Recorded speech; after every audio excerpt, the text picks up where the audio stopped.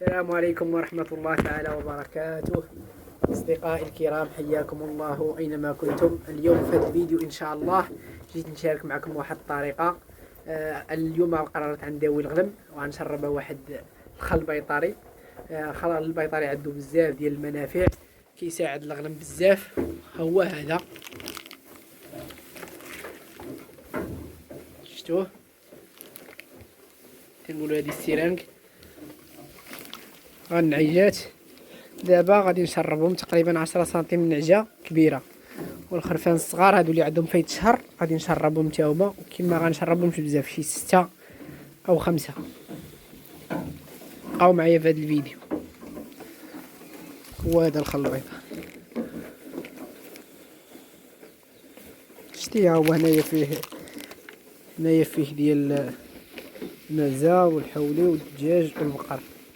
هذا الرابعه دي هنايا، هذا الخل البيطري كدير 20 درهم.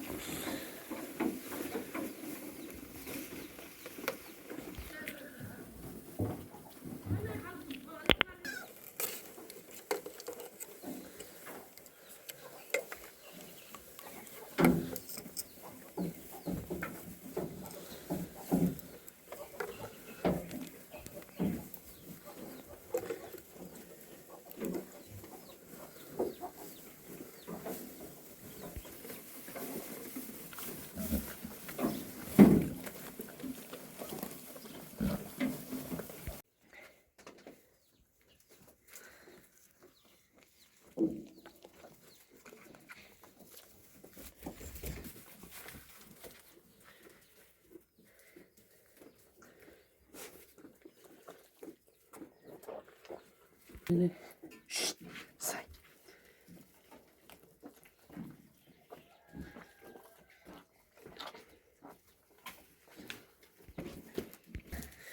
شت داريت.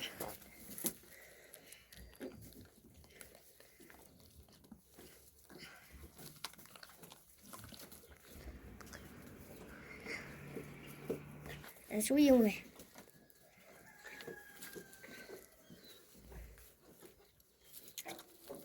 والحرامية